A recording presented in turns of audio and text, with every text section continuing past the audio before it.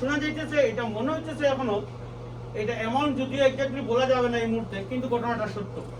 যদি সত্য না হতো, মসজিদ কমিটির পক্ষ থেকে বোর্ড অফ ট্রাস্টির কাছে এইভাবে চিঠি লেগে জানানো হতো না যে বলে জি আগে আমরা এটা ধরতে পারি না, এখন ধরতে পেরেছি, এটা ঠিকই, এটা একটা ফ্রড হয়েছে। তো ওইটা কি নাজিম ভাই এখানে কি পরিমাণটা উল্লেখ করছে যে ওই যে ট্রাস্টি বোর্ডের কাছে যেটা বললেন? এক্স্যাক্টলি পরিমাণ উল্লেখ করে নাই, বাট একটা বড় অঙ্কের টাকা মসজিদ ফান্ডে আসে নাই, উল্লেখ করছে। এখন ওইটা প্রেসিডেন্টের আবেদন। জি, এখন পরিস্থিতি হলো যে পারচেস্টার মসজিদের যে টাকাটা আত্মসাৎ হয়েছে, এটা দুঃখজনক যে একটা ইসলামিক সেন্টারের টাকা, এটা পৃথিবীর মিলিয়ন মিলিয়ন ডলারের সম্পদ, সরি পৃথিবীর মিলিয়ন মিলিয়ন মানুষের সম্পদ, এটা একা কোনো মালিক না, এটা কোনো অবস্থায় টলারেট করা যাবে না, এটা কোনো অবস্থায় মকুফ করা যাবে না। এইটা যে কোনো কিছুর বিনিময়ে এটা উদ্ধার করতে হবে, এবং এইটাতে যারা যারা দায়িত্ব ছিল, অনেকে বলতেছেন যে উনি প্রেসিডেন্ট শুধু দায়ী, ক্যাশিয়ার দায়ী, আমি মনে করি এখানে যারা ছিল প্রত্যেকই দায়ী। আমাদের মসজিদের গণতান্ত্রিক ওয়েতে সব কিছু চলে, একজন মানি কাউন্ট করে, আরেকজন সেকেন্ড কাউন্ট করে, 3 নম্বর জন ব্যাংকে নিয়ে যায়। এতটা টাকা ব্যাংকে যায় নাই, এতটা টাকা কার হাতে, এতদিন কেন এটা খুঁজ দেওয়া হলো না? আমার আপনাদের কাছে আকুল আবেদন, পারচেস্টার মসজিদের লাইফ মেম্বার, জেনারেল মেম্বার, পারচেস্টার মসজিদের মুসল্লি মেম্বার, অত্র এলাকার সব মানুষের পক্ষ থেকে আপনাদের কাছে আমার আকুল আবেদন, মসজিদে এই ফান্ডটা অতি সত্বর মসজিদে যে কোনো মূল্যে মসজিদে ফেরত দেওয়া হোক, এবং যারা এই দুষ্কৃতি কাজের সাথে জড়িত ছিল এরা অতীতে যাতে কখনো কোনো ধরনের সামাজিক সংগঠনে যাতে নেতৃত্বে যেতে না পারে, এবং এরা মানুষের টাকা আত্মসাৎ করে এরা যাতে কখনো কোনো ধরনের পর্যায়ে যাতে না পারে, এই ব্যবস্থাটা করার জন্য আমি বোর্ড অফ ট্রাস্টির কাছে আমার আকুল আবেদন, সাংবাদিক ভাইদের কাছে আকুল আবেদন, আজকে পৃথিবীর জনগণের কাছে আবেদন, যদি এই ধরনের জিনিস রোহিত করা না হয়, তাহলে এত বড় একটা মসজিদ, যে মসজিদ থেকে বিভিন্ন সিটিতে ফিনারেল সার্ভিস দেওয়া হয়, অনেক কিছু দেওয়া হয়, এই মসজিদের সম্মান থাকবে না। এই মসজিদের সম্মান এবং মসজিদের ইজ্জত রক্ষার স্বার্থে আমি মনে করি এরা যেহেতু স্বীকার করেছে, এদের প্রত্যেকের কে কি অপরাধ করছে, কে কত টাকা আত্মসাৎ করছে, প্রত্যেকটা আদায় করা হোক, এবং অতি সত্ত্বে এদের বর্তমান বোর্ড অফ ট্রাস্টি যেহেতু এরা এত বড় নিয়ম করেছে, মসজিদ থেকে লক্ষ টাকা আত্মসাৎ করেছে, এদেরকে এই মুহূর্তে ব্যাংক অ্যাকাউন্ট, এদের সার্ভিস সবকিছু স্টপ করে মসজিদের ইমাম বা মসজিদের বোর্ড অফ ট্রাস্টির লোকজন মসজিদ পরিচালনা করো, মসজিদের ফান্ডটা একসাথে, মসজিদের অতি প্রয়োজনীয় যে খরচটা আছে এই খরচটা মসজিদ ফান্ড থেকে বের করে বাকি সব টাকা জমা রাখা হোক।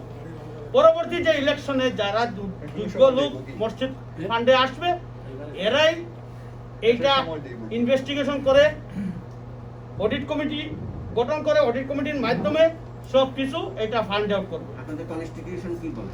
কনস্টিটিউশন যার বিরুদ্ধে অভিযোগ প্লিজ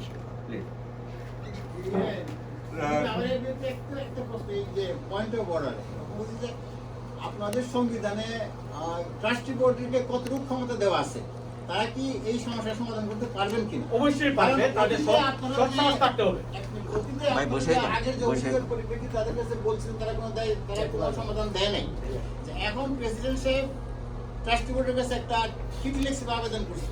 এখন প্রেসিডেন্ট সাহেব যদি ট্রাস্টি বোর্ডকে কনভিন্স করতে পারে, তাহলে আপনাদের পদক্ষেপটা পরবর্তী কি হবে? যে তারা প্রেসিডেন্টকে কনভিন্স করে দিলে এই কমিটি চালু থাকবে, তখন আপনারা কি করবেন? এবার সংবিধানের বিষয়টা বলুন। জবাব আছে আমার কাছে।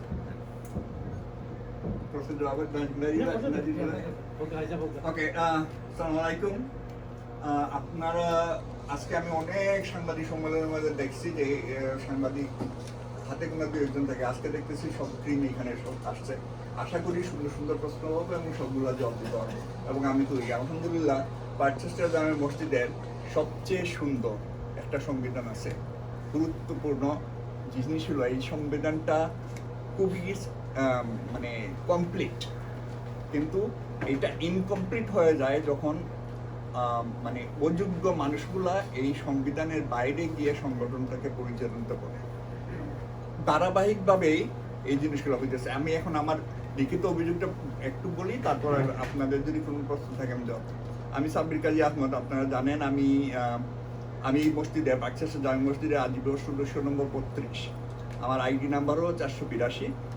আমি 2020-2022 কর্মপরিষদের জন্য নভেম্বরের 10 তারিখে যে নির্বাচনের জন্য নমিনেশন আহ্বান করা হয়েছিল, ওইটাতে প্রেসিডেন্ট পদপ্রার্থী হিসাবে নমিনেশন জমা দিয়েছিলাম।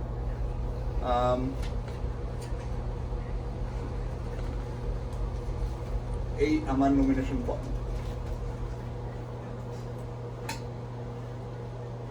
সেদিন ছিল নভেম্বরের 19 তারিখ 2019। নভেম্বরের 20 তারিখ জানতে পারি যে আমার নমিনেশন বাতিল করা হয়েছে। নির্বাচন কমিশন এ ব্যাপারে আমাকে কিছুই জানান নাই। আমি তাদের সকলের সাথে যোগাযোগ করার চেষ্টা করেছি। শুধুমাত্র একজন নির্বাচন করি, সবাইকে চিনিও না, 2 জনকে চিনতাম আমি। তারপরে যেহেতু ওনাদের নাম্বার ছিল কিসের মধ্যে, আমি ওইভাবে যোগাযোগ করার চেষ্টা করছি। শুধুমাত্র একজন, জনাব আজিজুল করিম সাহেব আমাকে বলছে, ভাই আমি আপনার এই কথার কোনো জবাব দিতে পারবো না, কেন বাতিল হয়েছে এটা আমি জানি না, এটা প্রধান নির্বাচন কমিশনার বলতে পারবেন, জনাব আহবাব চৌধুরী বলতে পারবেন। প্রধান নির্বাচন কমিশনার আহবাব চৌধুরী তো আমার ফোন ধরেনি নাই, ইমেইলেরও কোনো জবাব দেন না।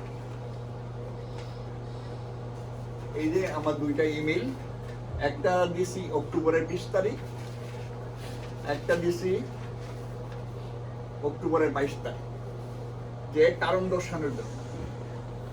তারা এটার জবাব দেন না। পাশাপাশি এখানে আরেকটা জিনিস আছে, এখানে তারা বলছেন তারা যে ইলেকশন পরিচালনা করার জন্য যেই নির্বাচনী স্কেজুল ঘোষণা করছিলেন, ওইটার মধ্যে তারা বলছিলেন সংবিধানের আর্টিকেল 7-এর সেকশন 1 এবং 2 অনুযায়ী তারা নির্বাচন পরিচালনা করবেন।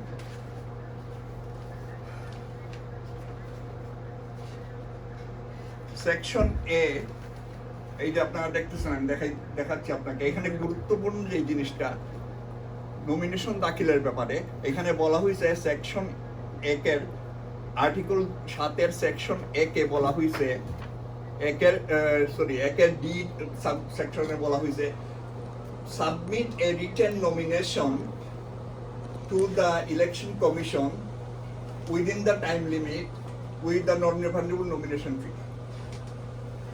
Submit a written nomination. এই যে নমিনেশন ফর্ম একটা তৈরি করা হয়েছে, এইটার কোনো বাধ্যবাধকতা এখানে নির্বাচন কমিশনকে বাদ দেওয়া হয় না। এবং তারা এই যে সেকশন 1 এবং 2, এই দুইটার মধ্যে এইভাবে পরিষ্কার উল্লেখ আছে যে তারা কোনো মানে যে জিনিসটা করবেন একজন নমিনেশনের ব্যাপারে, একজন নমিনেশন দাখিল করলে প্রথমত তার আইডি দেখেন। আপনি জানেন আপনি কি করছেন, লাইভ ভিডিও করছেন, এটার মধ্যে প্রমাণ আছে। আমাদের আইডি দেখেই ওনারা আমাদের নমিনেশন পত্র অ্যাকসেপ্ট করছেন। তারপর যদি কোনো কারণে এটা বাতিল হয়, একমাত্র বাতিল হইতে পারে যদি আমি মেম্বার না হই, আর কোনো কারণ নাই এখানে। এখন আমি হলাম লাইফ মেম্বার, আমার সাথে আরো 2 জন ছিলেন, আমরা হলাম লাইফ মেম্বার, আমাদের নাম আছে। কোথায় কোন ভুল হইল যে কারণে তারা আমাদের নমিনেশন বাতিল করে? প্যান্ডেমিকের সময় যেখানে 10 জনের বেশি মানে এক হওয়ার কথা না, সেখানে তারা এই আজিজুল করিম সাহেবের অফিসে বসে আলাদাভাবে গোপনভাবে তারা ওদেরকে বিজয়ী ঘোষণা করে। এবং মসজিদে যেখানে 10 জনের বেশি ঢুকার কথা না, তারা 14 জন তারা ওট গ্রহণ করে। কোন ওটটা গ্রহণ করে দেখেন,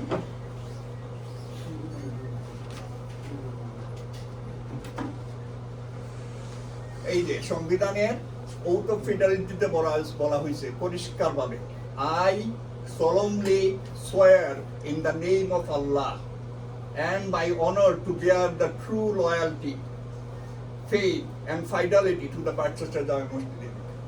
আল্লাহর নামে শপথ করছে তারা। একটা বগাস তরিকার মাধ্যমে নির্বাচিত নিজেদেরকে ঘোষণা করে আল্লাহর নামে শপথ করে পরে এই নিয়মগুলা করতেছে।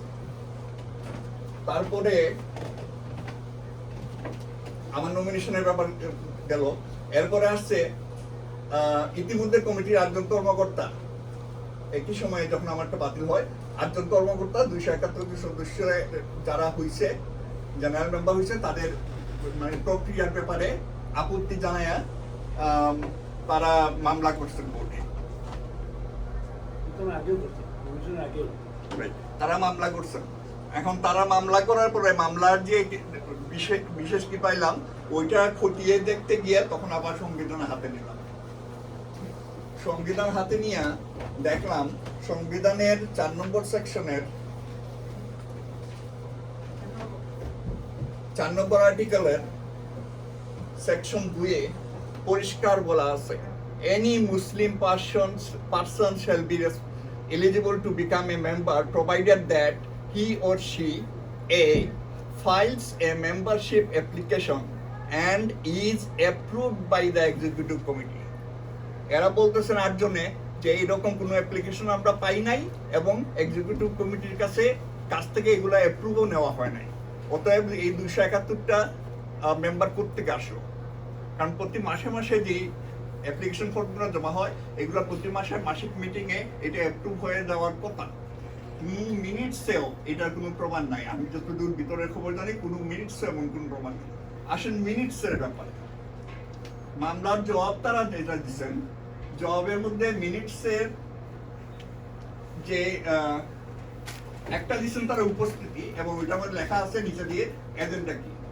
তারপরে যে জবাবটা দেওয়া হয়েছে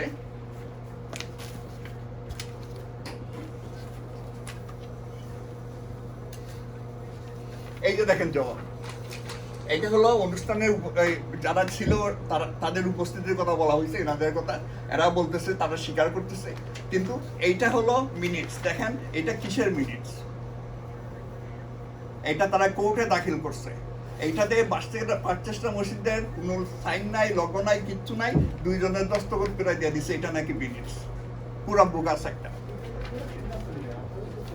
জি জি, না কোর্টের ব্যাপারটা বলতেছি না, জাস্ট মানে অনিয়মের কথাগুলো বলতেছি। তারপর আরেকটা জিনিস দিছে তারা, এই যে পয়সা জমা হয় না এই ব্যাপারে কোর্টের মধ্যে আহাদের কোম্পানির থেকে একটা ফাইন্যান্সিয়াল স্টেটমেন্ট দিছে, যেটার মধ্যে আহাদের স্টেটমেন্ট মানে আহাদের কোম্পানি নিজে বলতেছে যে এই ব্যাপারে management is responsible for the accompanying financial statement. মানে ওই কোম্পানিকে we have performed a compilation engagement in accordance with the statement on standard of account and review services ইত্যাদি। We did not audit or review the financial statement, nor we required to perform any procedures to verify the accuracy and completeness of the information provided by the management. মানে ম্যানেজমেন্টে যে জিনিসটা এখানে বলছে ওইটাই সাদা, তারা শুধু একটা কাগজে লিখে দিছে, এটার মধ্যে আর কোনো অডিটিং এবং সত্যাসত্য তাদের যাচাই করার অথরিটি ছিল না এবং তারা করেও নাই। এই জিনিসগুলো আমরা জানতে পারলাম ওনারা মামলা করার পরে। ইন দ্য সেম টাইম মনে রাখবেন আমি এখানে কথা বলতেছি, আমার নমিনেশন বাতিল হয়েছিল এই কারণে। আপনার মামলার সাথে কোনো সম্পৃক্ততা আপনার ছিল না? আমার সরাসরি সংশ্লিষ্টতা নাই, বাট যখন আমি মামলার বিষয়বস্তু জানছি তখন আমার মনে হয়েছে যে this is the right track to establish at least one thing, যে যখন যে কোনো প্রক্রিয়ায় মেম্বারশিপের প্রক্রিয়াটা এটা সুন্দর, কিন্তু যখন এই মেম্বারশিপ হবে এবং যখন গাইডলাইন করবে, একজন লোক পাকিস্তান মসজিদের অ্যাপ্লিকেশন ফর্ম আছে মেম্বারশিপের, ফর্ম ফিল আপ করে দিবে, কার্যকরী কমিটি এটা অ্যাপ্রুভ করবে, সব হিসাব থাকবে।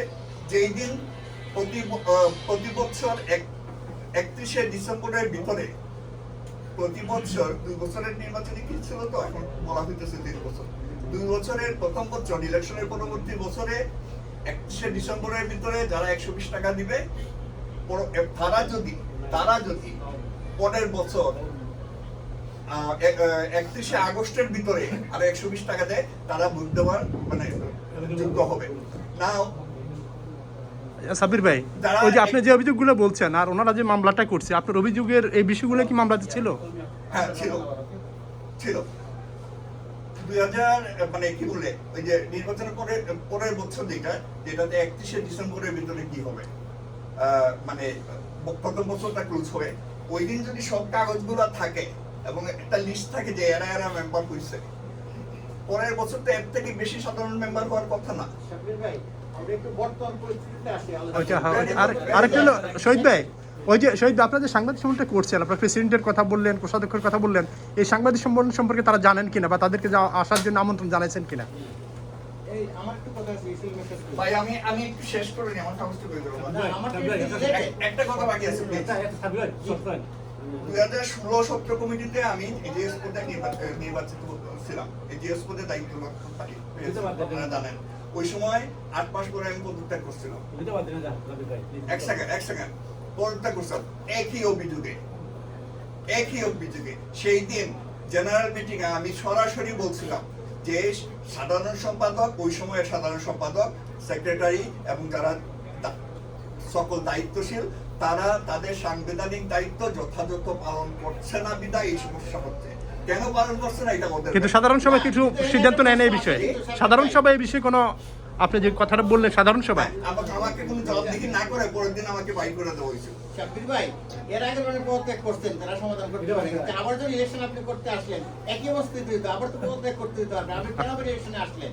না, এই কথাটা আপনি বলতেই পারেন, এই কথাটা আপনি বলতে পারেন, কিন্তু আপনার কাছ থেকে এই কথাটা আগে আরেকটা প্রশ্ন আমি আশা করতেছিলাম যে আপনারা কেন বারে বারে একই মানুষ আসেন। ওনাদেরকে একটা প্রশ্ন করা হয়েছে, এটা আমি লম্বা না করে আমি একটু শর্ট করতে চাইছি। শাব্বির ভাই, আমি বলছি যা শহীদ ভাই, আমি একটু আগে প্রশ্ন করলাম যে আপনার ট্রাস্টি বোর্ডের ক্ষমতা কতটুকু। যেমন কার্যকরী পরিষদের সভাপতি মুস্তাক আহমেদ চৌধুরী সাহেব চিঠি লিখছেন, আমরা বিশ্বস্ত জানতে পারছি যে উনি বর্তমান কমিটির ডিসলভ এবং নতুন নির্বাচনের দাবি জানাইছেন। ট্রাস্টি বোর্ড এটা করতে পারে কিনা, যে এই কমিটির ডিসলভ প্লাস নতুন নির্বাচনের ঘোষণা দিতে পারে কিনা?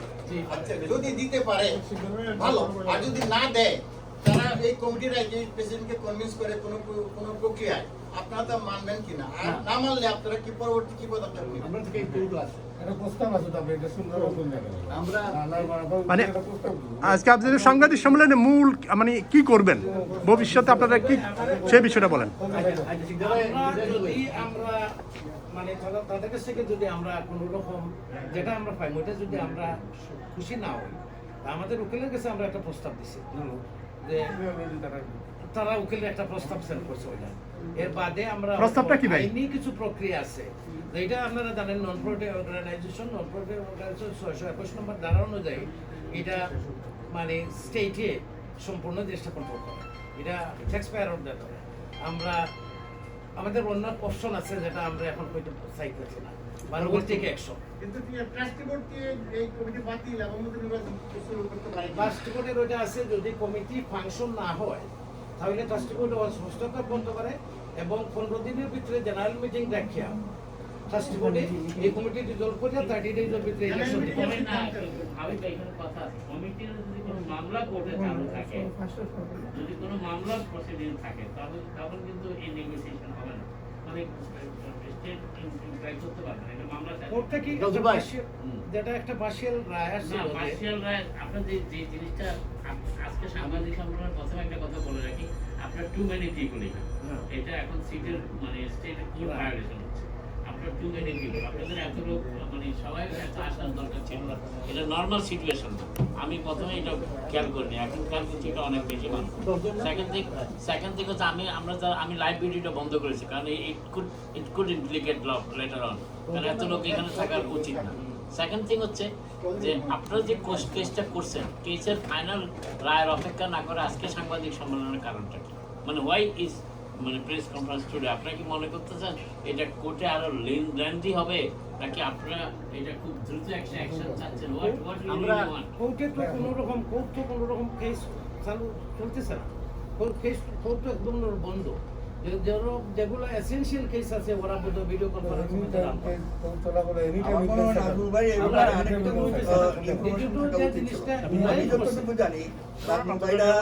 খুবই মানে কমিউনিটির খবর সবর খুব ভালো রাখেন, বিশেষ করে বাচ্চাটা জামে মসজিদে। আপনারা জানেন যে কোর্টে যে ইনজাংশন হয়েছিল মামলার বিরুদ্ধে, ওই ইনজাংশনটা ওই ব্যাপারে ব্যাখ্যা দিব কিনা জানি না, সময় লাগবে। ইনজাংশনটা তুলে নেওয়া হয় 13 জানুয়ারির কিসে তুলে নেওয়া হয়। তুলে নেওয়া হওয়ার পরে একই সাথে প্যান্ডামিকও ফেব্রুয়ারিতে শুরু হলো না, এইটা নিয়ে আপিল করার সুযোগের আগে প্যান্ডেমিক শুরু হয়ে গেছে 1 নম্বর। আর এই ফাঁকে যখনই তারা এই কাগজটা পাইছে, পাওয়ার পর তারা মনে করছে তাইলে তো আমরা আগে থেকে এদের 3 জনকে আউট করে দিচ্ছি, আমরা এখন নিজেদের নির্বাচিত ঘোষণা করতে পারি। তাদের রুখে অনুযায়ী তারা তাদের ঘোষণা করে নিছে। এই জন্য আর আমরা মানে এরা যারা মামলা মোকদ্দমা করছেন এই পক্ষ থেকে এটার যে আপিল করার ব্যাপারটা এইটা আপিল করার চেষ্টা করা হইতেছে বারে বারে, কোর্টে আপিলটা সরাসরি নেয় না ওই উকিলের পারমিশন ছাড়া, আর ওই উকিলের পারমিশন দেয় নাই। এখন যেহেতু এটা আপিলের পর্যায়ে আছে। আচ্ছা শহীদ ভাই, সাবির ভাই, আমার মনে হয় শেষ পর্যায়ে আপনারা অনেক, হ্যাঁ ফাইনাল কথাটা বলেন। জি জি, আপনাদের হোমওয়ার্কটা একটু বেটার দরকার এবং এটা ঠিক হচ্ছে না। আপনারা একটা পয়েন্টে থাকেন। পয়েন্টটা কি? হ্যাঁ, আপনাদের পয়েন্ট, একজনের নমিনেশন বাতিল হয়েছে একটা পয়েন্ট, আরেকজনের টাকা মাইর হয়েছে আরেকটা পয়েন্ট, আরেকটা। আমি তো পয়েন্ট বুঝতেছি না। আমি শুধু একটা কথা বলি, একটাই শেষ করি, এক লাইনে শেষ করে দিচ্ছি। আপনাদের পোস্টটা এক লাইনে শেষ করে দেন। আপনারা বলতে চাচ্ছেন পাকচেষ্টা মসজিদের যথেষ্ট ব্যাপক দুর্নীতি হয়েছে, টাকা পয়সার আত্মসাৎ হয়েছে, আপনারা সেটা সুরাহা চান, এই তো? এটাই তো বটম লাইন। বাকি সবগুলি কথা হচ্ছে একটার সাথে একটা লাগানো। কথাটা হচ্ছে আমার শহীদ, আমার কথা হচ্ছে আপনি একজন কর্মকর্তা ছিলেন অতীতে, এখন হচ্ছে এই আমার এটা ভেরি ভেরি আনফরচুনেট সার্কামস্টেন্সেস আমাদের জন্য। একটা না, কয়েকটা মসজিদে একই রকম সমস্যা, কয়েকটা মসজিদে হাতাহাতি হয়, হয়, কয়েকটা মামলা হয়। What is this? এই সার্কামস্টেন্সেসে মসজিদগুলিতে এই জিনিসটা বেরিয়ে আসলে আমাদের কমিউনিটি ওয়াইজ ভালো জিনিস হচ্ছে না। আমাকে লোকগুলি বারবার তাহের একটু আগে বললো যে একজন অতীত সেক্রেটারি কথা বললেন, উনি স্বীকার করলেন যে হ্যাঁ আমরা এটা সলভ করে বলছি, ফুলেন টানবেন না কেন, এটা তো বারবার কন্টিনিউ করতেছে। তার মানে সামথিং ইজ রং। যে জিনিসগুলো সাপ্লাই দেওয়া হচ্ছে, তাদেরকে প্রেসিডেন্ট সেক্রেটারি ট্রেজারার পর্যায়ে বানানো হচ্ছে, দিস ইজ এ প্রবলেম। এবং এই প্রবলেমটা অ্যাড্রেস করার জন্য আপনাদের কনস্টিটিউশন ইজ নট পাওয়ারফুল। আপনার সংবিধান বলতেছেন এটা তো আর্টিকেল অফ ইনকর্পোরেশন, কিন্তু এটা তো পাওয়ারফুল না। এটা তো পুরো যে বাকি লোক সে আবার ফিরে আসতে চাচ্ছে, সে আর আসতে না পারলে তার লোক ঠিক করে আসতে পারছে না। আমরা পাবলিক কমিউনিটির ব্যর্থতা। আপনারা যারা অতীতে ছিলেন, আপনারা এমন কোন শক্তিশালী ব্যবস্থা কি নিতে পারেন না? আমাদেরকে জানাইতে বলছেন, আমরা বলবো এখানে দুর্নীতি হয়েছে, টাকা মারুফাই হয়েছে, টাকা মারছে, ফাইন, অনেক মসজিদ নিয়ে লিখতেছি। আমি আপনার কই যে আমরা গণতন্ত্র মাঝে একটা আর্টিকেল আছে বর্তমান গণতন্ত্র, যে দুর্নীতি করবো তার শাসন করলে দুর্নীতির বিপদ আবার দুর্নীতি ফিরে আসতে পারবে। এখন বলি আমরা আমরা যাই আর যে বর্তমান যে কমিটি তো এই কমিটি তো আমরা মানি না, এগুলি তো না। এখানে আমরা বলেন যে মসজিদ is running by illegal committee. Election আগ পর্যন্ত, আগামী ইলেকশন আগ পর্যন্ত আমরা এখন লিগ্যাল কমিটি, যে বর্তমান যে কমিটি তারা করছে কমিশনারে অবাবুষের কুকিনা কইরা দেখেছে, এটা অনিয়ম নিয়ম অনুযায়ী করে নাই। যেহেতু আমরা অভিযোগ করছি, অভিযোগ মানে নাই, কিন্তু এখন বর্তমানে দেখা গেছে যে এই পরিস্থিতির উপরে এটা প্রেসিডেন্ট শিকারা, এটা ইলিগাল কমিটি না। থাকে সেই ইয়েতে ওয়েস্টচেস্টার ওইখানে না না, এটা বংশ তারে না বংশে আমরা গণতন্ত্র মোতাবেক ওয়েস্টচেস্টার ব্রঙ্কস ওয়েস্টচেস্টার কান্ট্রির যে কোনোজন যে মানে কমিশনার হইতে পারবে, মেম্বার হইতে পারবে কার্যকরী কমিটি, এটা আমরা গণতন্ত্র।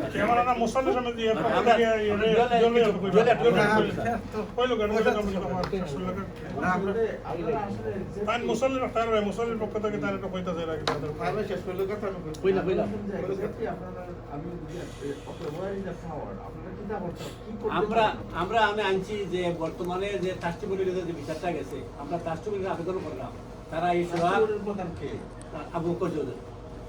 আচ্ছা, উনি যে বর্তমান যে চিঠিটা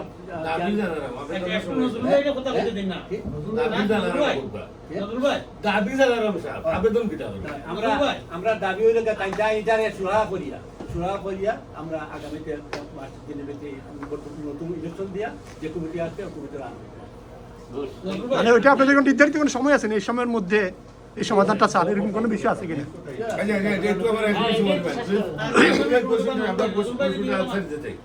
আপনার বলছে আপনার কোয়েশ্চেনের আনসার আমি তো ভুলে গেছি। আপনার কোয়েশ্চেনটা যে প্রথমে ছিল যে মেইন এখানে পয়েন্টটা কি, অনেকগুলো ভালো জিনিস আছে। তো প্রথমে আমি যেটা একটু ক্লিয়ারিফাই করতে চাই যে আজকে কেন সাংবাদিক সম্মেলন এটা বলছি। ওনারা যে অভিযোগ দিয়েছিলেন 1 বছর আগে, এটা কোনো সুরাহা ট্রাস্টি বোর্ড করে নাই, বোর্ডও করে নাই। তারপর ওনারা গেছেন মামলাতে, মামলা চলাকালীন সময়ে প্যান্ডামিক শুরু হয়ে যায় এবং এখন কোর্টে একটা অচল অবস্থা চলতেছে। মামলা চলতেছে বলা যাবে না, আবার মামলা চলতেছে বলা যাবে না, সবকিছু ইন দ্য ফ্রিজিং পজিশন। এর মধ্যে দেখা গেল যে অভিযোগ নিয়ে ওনারা কোর্টে গেছিলেন সেই অভিযোগ মুহূর্তে এখন এই কমিটির ভিতর থেকে এই অভিযোগের সত্যতা প্রকাশ পাইছে প্রেসিডেন্টের মাধ্যমে, এবং ওনারা নিজেরাই বলতেছেন যে এই ঘটনাগুলো সত্য, এবং যে সিপিএ দিয়ে যে রিপোর্টটা দেওয়া হয়েছিল কোর্টে, ওটাকে ওনারা মিথ্যা বলতেছেন। এটা এক ধরনের ফৌজদারি একটা ব্যাপার। এই জিনিসটা আমাদের এদের নজরে আসার পরে ওনারা চাচ্ছেন কমিউনিটিকে জানানো। আমরা এটা মসজিদে জানাইতে পারতাম মেম্বারদেরকে, কিন্তু মসজিদে জানাইলে মসজিদের নামাজের পরিবেশ নষ্ট হয়, সাধারণ মুসল্লি প্রবলেম হয়। আপনাদের মাধ্যমে আমরা জানাতে চাই এটা, যে এই জন্য আমরা এখানে আসছি, এই জন্য এখানে আসছি এটা জানানোর জন্য যে এই অভিযোগটা যে অভিযোগ আমরা কোর্টে গেছিলেন, ওনারা 8 জন যারা এই লিগ্যাল কমিটির মেম্বার, বর্তমানে একটা ইলিগ্যাল কমিটি দ্বারা মসজিদ পরিচালিত হচ্ছে, ওনারা লিগ্যাল কমিটির মেম্বার, ওনারা মেজরিটি, এবং ওনাদের কথা গ্রাহ্য করেন নাই। তারপরে ওনারা ধৈর্য সহকারে ওনারা কোর্টে গেছেন, আপনাদের সামনে আসছেন, মসজিদে কোনো কেওয়াস হয় নাই, আপনারা বলে কোনো মসজিদে ঝগড়াঝাটি হয়, এটা এখানে মিল বিষয়। এর আগে হাবিব ভাই যেটা বলছেন যে ট্রাস্টি বোর্ড কিছু করতে পারবে কিনা এবং কনস্টিটিউশন স্ট্রং কিনা, হ্যাঁ, কনস্টিটিউশন একটা জড় বস্তু, ইট ইজ ভেরি স্ট্রং। আমেরিকার 4 পাতা একটা কনস্টিটিউশনের সঙ্গে এটা তখনই শক্তিশালী যদি এটাকে কেউ আমরা ইমপ্লিমেন্ট করি, রেসপেক্ট করি, অনার করা। কিন্তু এটাকে যদি অনার করা হয় না, রেসপেক্ট করা হয় না, এটা তো চলে চলে কথা বলবে না, এটাকে চালাইতে হবে। তো ওটা চালাইতে হলে যে ইন্টিগ্রিটি, ডিগনিটি, রেসপেক্টেবল আমাদের পিছনে লোক দরকার, আমাদের কমিউনিটি দরকার, ওটা নাই।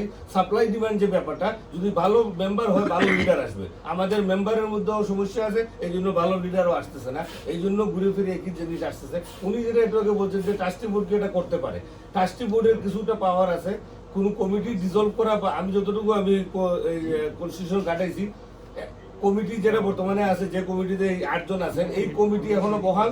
এই কমিটি ততক্ষণ মধ্যে থাকবে যতক্ষণ মধ্যে আরেকটা কমিটির লিগেল ইলেকট্রিক হয়ে না আসে। ট্রাস্টি বোর্ড যেটা করতে পারবে, খুবই জরুরি ভিত্তিতে একটা ইলেকশনের ব্যবস্থা করতে পারে উনাদের মুরব্বিয়ানা দ্বারা। এবং আমি যতটুকু জানি, এই যে এই 4 জনের পক্ষ থেকে এই ধরনের একটা প্রস্তাব উকিল অলরেডি পেশ করেছে, খুব ছোট্ট করে একটা প্রস্তাব পেশ করেছে। দেখো, আমরা এখন ল সুটে আছি, কোর্টের জামানে চলতেছে প্যান্ডামিক, আমরা চাই এগুলো থেকে বাইরে আসতে। ওই উকিলকে কনস্ট্রাকটিভ প্রস্তাব দেওয়া হয়েছে যে 3টা পয়েন্টে, যে we want to settle this lawsuit with this 3 following point, very concrete. এর মধ্যে একটা হলো যে immediately form a election commission within 2 weeks. 2 সপ্তাহের মধ্যে ইলেকশন কমিশন গঠন হলে, যেদিন ইলেকশন কমিশন গঠন হবে তার 1 মাসের মধ্যে বিলেট মেম্বার বা লাইভ মেম্বার দিয়ে নির্বাচন হবে। এবং 3 নম্বর পয়েন্ট হলো, নতুন কমিটি শপথ হওয়ার আগ পর্যন্ত ব্যাংকের সব লেনদেন বন্ধ থাকবে। এই ধরনের একটা প্রস্তাব দিয়ে এই 8 জনের উকিল অলরেডি উকিলের কাছে প্রস্তাব দেওয়া আছে অনেক আগে থেকে। এখন চাইলেই ট্রাস্টি বোর্ড 2 উকিলকে কাছাকাছি নিয়ে 2 উকিলের মধ্যে সেটেল করে। একটু আগে আপনি বলছেন যে যতক্ষণ পর্যন্ত কোর্ট চলবে কেউ উকিল করা যাবে না, যে কোনো কেস চলাকালে এনি টাইম এই 2 উকিল যদি একটা এগ্রিমেন্ট করে জজের কাছে দেয়, এভরিথিং ডান। এবং জজ চায় যে সবসময় অফ দ্য কোর্টে কেসগুলো সেটেল হয়ে যাবে। এবং আমরা আশা করবো এই পাকশাসা মসজিদের সমস্যা অফ দ্য কোর্ট হয়ে যায়। এবং এদের উকিলের পক্ষ থেকে প্রস্তাব দেওয়াই আছে, ওই উকিল গ্রিন সিগন্যাল দিলে এটা ওই দিনে ডেইজের মধ্যে শেষ হয়ে যাবে। তারপরে আসবে, এখন আমরা যে এই সমস্যাগুলো পাইলাম, যে ফ্রড হয়েছে, এটা কিন্তু আলাদা ব্যাপার। এই যে কমিটির সমাধানের সাথে কিন্তু ফ্রডের কোনো সমস্যা নাই, মিল নাই। যদি এখানে কোনো তসরুফ হয় এবং এখানে কোনো মানি মিসম্যানেজমেন্ট হয়, সেটা কি আলাদাভাবে বিবেচনা করে এটাকে শেষ করতে হবে, এটা হলো আলাদা ব্যাপার। অবশ্যই সাবজেক্ট টু ইনভেস্টিগেশন, এবং এটাও আপনাদের মাধ্যমে এই এলাকার সবাইকে জানাইতে চাই। কারণ এখন প্যান্ডামিকের সময় মসজিদে যে আমরা কথা বলতে চাই না, মসজিদে সবাই আসে না, কিন্তু অনেক লাইভ মেম্বার আছে, এরা মসজিদে আসে না। আপনাদের মাধ্যমে তাদেরকে জানানো, সেটাই আজকের থ্যাংক ইউ। বর্তমান মসজিদের ভ্যালু কত টাকা? Excuse me, 1 minute. মসজিদের ভ্যালু কত টাকা, কতজন মেম্বার আছে, মান্থলি রেভিনিউ কত আসে, এটা একটা ধারণা দিবেন। আমাদের বর্তমানে লাইভ মেম্বার আছে প্রায় 60টার মতো। এর মধ্যে ভ্যালিড মেম্বার 35 টা। ভ্যালিড মেম্বার মানে কিভাবে? মান্থলি যেটা মান্থলি মেম্বার 35 টা হবে। আর বিষয়পত্রের যেগুলো দাঁড়গুলো রেভিনিউ বলছে 500 সাপ্তাহিক ইনকাম বলে, সাপ্তাহিক ইনকাম ফ্রাইডে বাক্সে ধরো আপনার 1500-2000 টাকা, মানে সাপ্তাহিকে 6 সপ্তাহে আপনার 6-7 হাজার টাকা ইনকাম আছে। আর কিছু এমনি আমরা এই যুগে মানে ফেডারেল খাতে আছে পয়সা কিছু হয়, ফেডারেল খাতে আছে, এখন তো ফেডারেলে অনেক অনেক পয়সা আছে। তারপরে আপনার এডুকেশনের খাতে কিছু পয়সা, সবটা মিলিয়ে আপনার 8 থেকে 10 লাখ টাকা মাসে ইনকাম। মানে মাসে 8 থেকে 10,000 ডলার আয় আছে এবং এটা বর্তমানে প্রক্সিমেট লাগে, কিন্তু না, না, accurate না, পাওয়া না, যাবে। Accurate এটা পাওয়া যাবে। অ্যাবসলিউটলি 15 থেকে 20,000 টাকা মান্থলি ইনকাম accurate পাওয়া যাবে। ইনকাম আসে। আচ্ছা সবাই শহীদ ভাই ওনার বলার আগে সবাই একটু পরিচয় করাই দেন, যারা যারা আছে একটু। আচ্ছা, তাহলে আমরা 8 জন কমিটির মধ্যে আমি সিনিয়র ভাইস প্রেসিডেন্ট, আমরা ভাইস প্রেসিডেন্ট জনাল আব্দুল চৌধুরী, তারপরে আপনার লুপাল হোসেন লুকু, আমরা executive member, Faruk Ahmed executive member, Islamuddin education secretary আমরা আছি বর্তমানে। আর আমরা হিস্ট্রি যারা তার অসুস্থ আইতে পারছেন না, আব্দুল বসির খান আমরা কাজীপুর কমিটি মেম্বার, আর আমরা খাদ্য সেক্রেটারি উনিও অসুস্থ আইতে পারছেন। যে আমরা পারচেস্টার মসজিদের সাধারণ মুসল্লির পক্ষ থেকে এটাই আপনাদের কাছে বলতে চাই, যেহেতু এখানে সাংবাদিক সম্মেলন আপনারা আসেন, আপনাদের মাধ্যমে আমাদেরকে কিছু বলতে হয়, যেহেতু এখন কোভিড-19 প্যান্ডামিকের সময়। আসলে আমরা তো এত কিছু মনে করেন জানি না সাধারণ মুসল্লি হিসাবে, যতটুকু জেনেছি শুনেছি বর্তমান এই যারা এই মসজিদ পরিচালনা করতেছেন এবং যেই সমস্ত এই যে গাপলা টাকার সংক্রান্ত শুনলাম, এগুলা শুধু আমাদের এটাই দাবি মসজিদের যাতে কোনো টাকা পয়সার কোনো ক্ষতি না হয়, এই টাকা যারাই মনে করেন আত্মসাৎ করে থাকে বা কেউ করছে ওইটা যাতে সুষ্ঠুভাবে মসজিদের কাছে রিটার্ন চলে আসে। প্লাস মনে করেন এই বর্তমানে যারা এই মসজিদ পরিচালনার মধ্যে এই অসৎ আচরণের ব্যবহার করেছে মসজিদের সাথে, ওদেরকে যাতে এই কমিটি থেকে অপসারণ করা হয় ট্রাস্টি বোর্ডের মাধ্যমে আপনাদের সহযোগিতাতে, এবং নতুন একটা পরিচালনা কমিটি মসজিদের মধ্যে উপস্থাপন করা হয় যাতে মসজিদ সুন্দর এবং সুষ্ঠুভাবে চলে এবং এই পারচেস্টার মসজিদের এই দুর্নাম থেকে যাতে বেরিয়ে আসে, এটাই আমাদের একান্ত কাম্য। সালাম আলাইকুম।